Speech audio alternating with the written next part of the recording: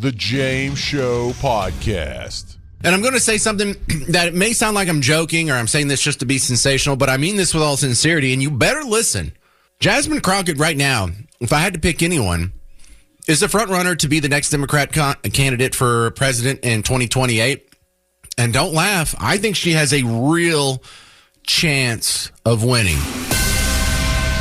I don't know if that's a news flash. I've said it before. But now it's not only me saying it. Other people are saying it. And we'll get into the details of why after you hear someone from Team Blue say the same thing that I've been saying for the last couple of months. This is David Hogg. If that name doesn't already ring a bell, he was one of the kids from the Parkland school shooting, Marjorie Stone Douglas, when that one was called.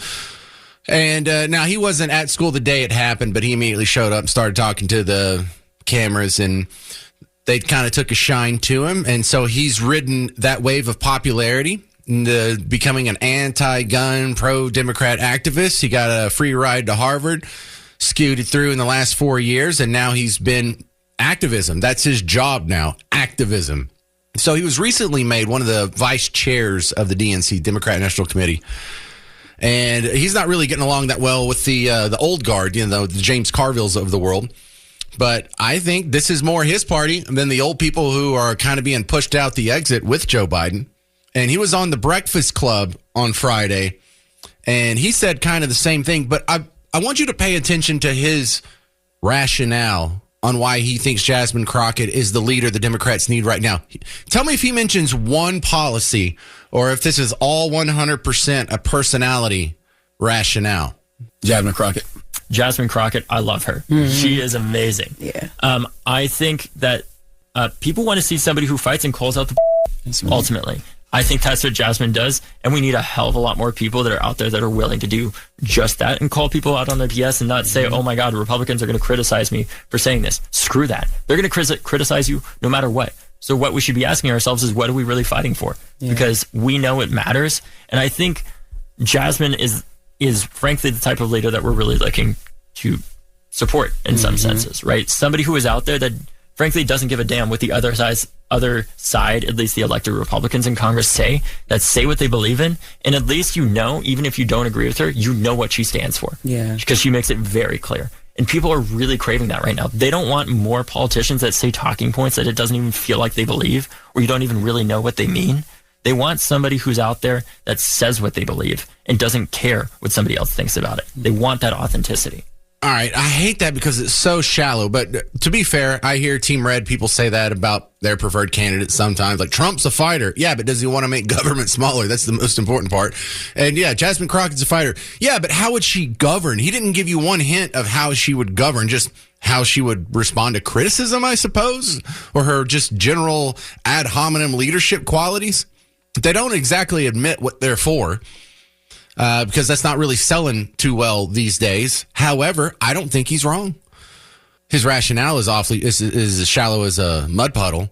But I really do think she's the best thing they got going right now.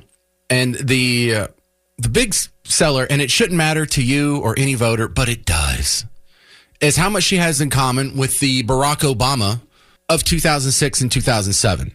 Barack Obama, you didn't know him in 2005 at all. Almost no one knew him. He did have one speech at the Democrat National Convention that kind of got some people's attention in 2024, and that's all we really knew about him. He spent a short time in the state legislature, just like Jasmine Crockett. And then after, I think, he did 2 terms, he immediately moved up to the national version of the legislature, and he went straight to senator.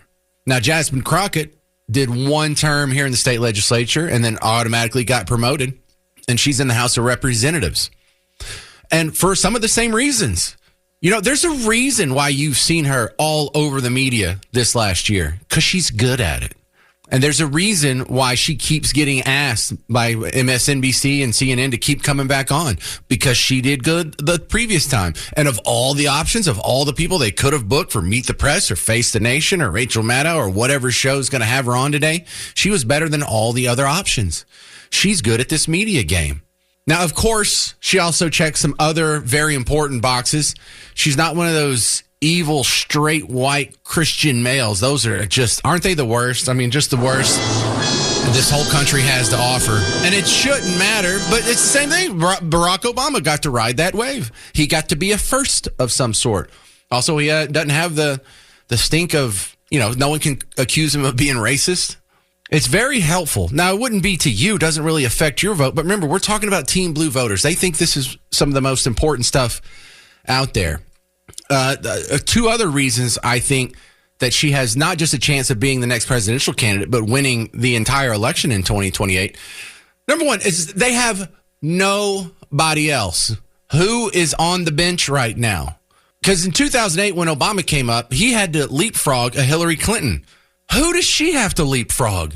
Nobody. Gavin Newsom? They're not going to let that greasy weirdo be the top of their party. I mean, the donors might want it. And then she also doesn't really have anybody that needs to get screwed over. Hillary Clinton had to screw over Bernie Sanders because he was the real popular candidate that the Democrat voters wanted in the primary process. They had to do the same thing for Joe Biden, screw over Bernie Sanders in 2000. Then they just cleared the whole deck in 2024 and didn't even let anybody pretend to run against the guy who we now know is just months away from dying, demented, ate up with cancer. So she doesn't even have to leapfrog anybody, and she doesn't have to fend off of Bernie Sanders nipping at her heels. The deck is clear for her. And then I hate to admit this, but it's true. One of the big reasons that I think, on top of all the pile of evidence I have already supporting her as the next candidate, it shouldn't matter again, but it does. She's pretty. Okay, I'll admit it. No one wants to say it because we're not supposed to say anything nice about anyone on Team Blue, but she is. And if you think that doesn't matter, look at Hillary Clinton and look at Kamala Harris. Is Hillary Clinton pretty? Is she nice to look at? Was she even nice to look at when she was like 29? She was never attractive. She has a terrible voice. She has a terrible presentation. You can tell she hates the little people and just people in general. She's probably nice and introverted. Miss Parker's introverted and generally hates people too, but not as like bitter and disdainful. You could hear, nah. That's how Hillary Clinton sounds. And then Kamala Harris, not much better. No, get ready. Jasmine Crockett's the front runner for 2028 for the Democrat presidential ticket.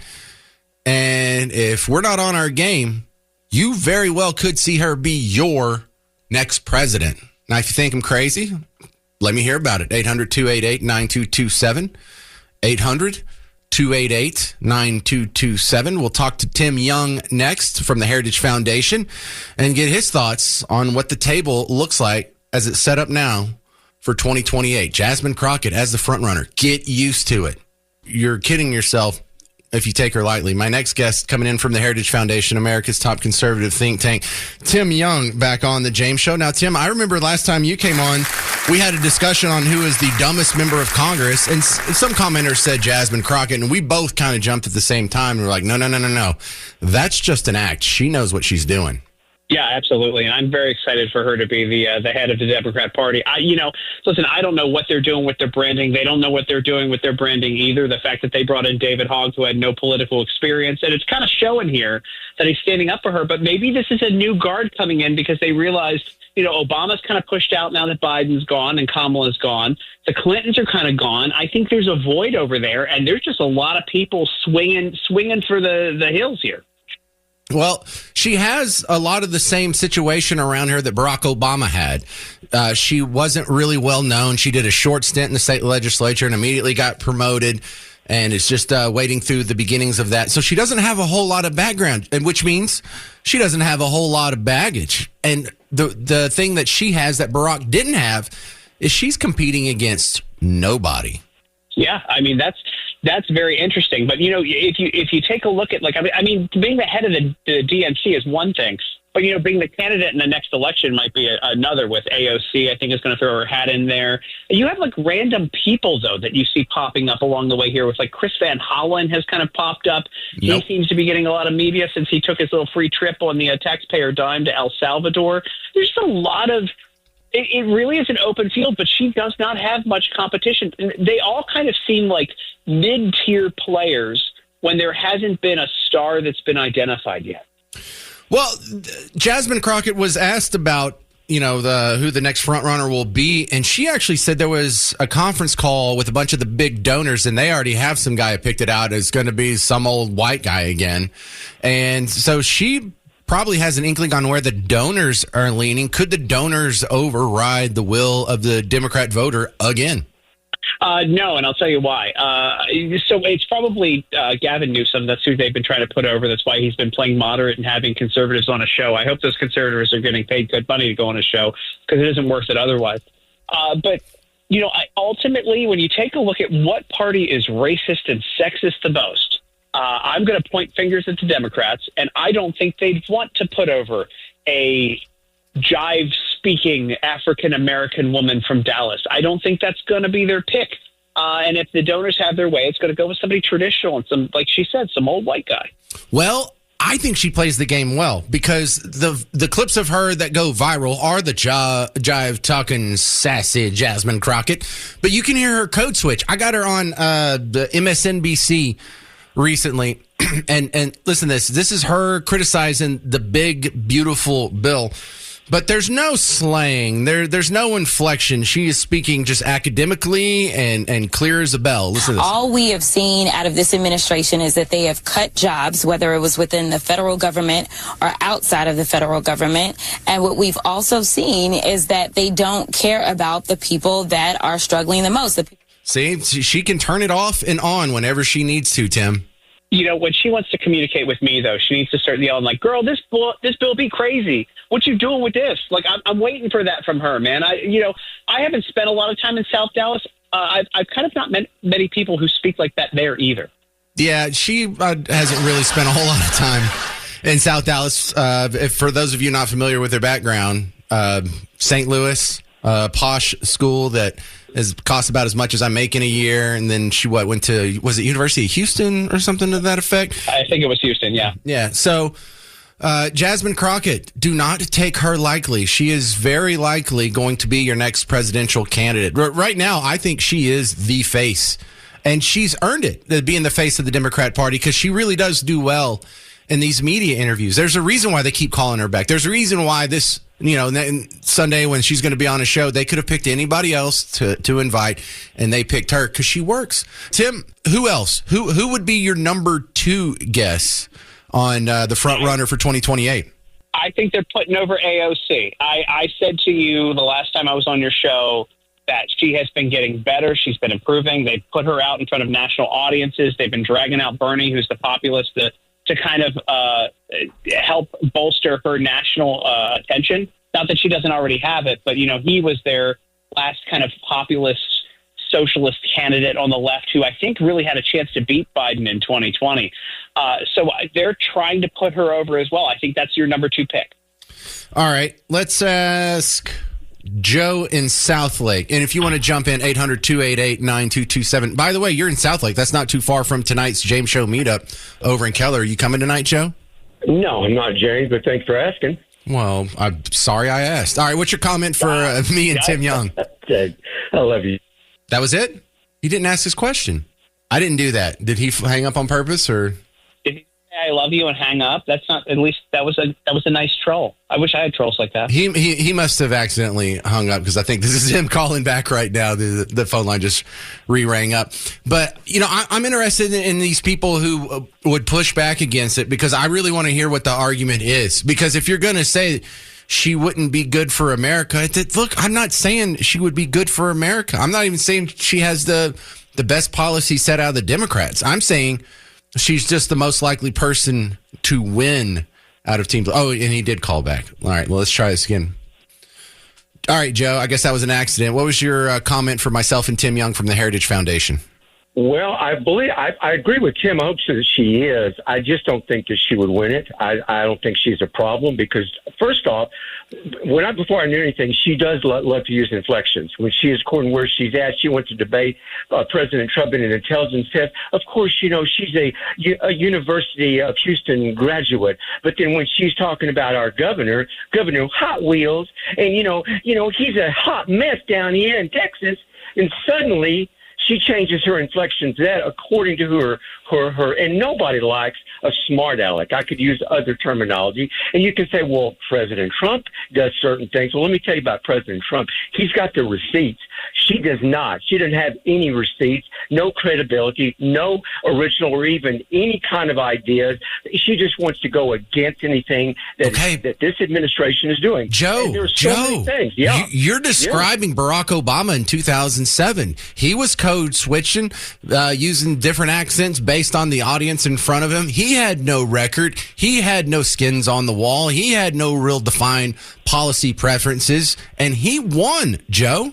Well, unfortunately, we have learned from that. We have learned from everything that Doge and everything that the government is digging up and what the Democrats have been doing behind the scenes. They can't be trusted. They have no ideas. The ideas that they had, we had better ones. And that's why the entire and most of the 87% of the counties in the entire United States voted for President Trump. I'm sorry. We've seen through all of this fraud, this fake. We have. But they haven't. Remember that half of the country loved the COVID shutdowns. They couldn't line up to get their vaccines fast enough. They believed Joe Biden was still sharp as a tack 1 year ago. They thought Jussie Smollett really got attacked. They thought Hunter Biden's laptop was really Russian disinformation. These people can be made to believe anything they hear on TV. So, Joe, I think you really underestimate the sheepish behavior of Team Blue voters. James, can I weigh in on this? I want to jump in on Joe. Go ahead, Tim. Joe, yeah, I don't think our voters have learned at all, because we just lost. If you take a look across Tarrant County in particular, we lost a bunch of school board seats a month ago. I don't think people were paying attention, and this is how things sneak through. This is how Jasmine Crockett sneaks through. I think we celebrate too much. We forget we need to work all the time, and the Democrats are always on their game trying to take advantage of that. So I like to think people are smarter. I think that we've wised up to it. But it comes down to people who turn out to vote and who's showing up at the polls, and we ain't doing it. Joe, your thoughts? Well, most of the people, when it comes to the border, when it comes to the economy, you can say half of the country. But when it comes to the core issues of what our party is represented, it was up in the 60, 70, 80% on all of that. If we don't have a border, we don't have national security, we don't find out who these illegals are that are potential terrorists that can harm our national security, we ain't got jack. We have nothing unless we have national security. We have nothing unless we have an economy that is flourishing. And I'll tell you, these ideas they have, what ideas did they have?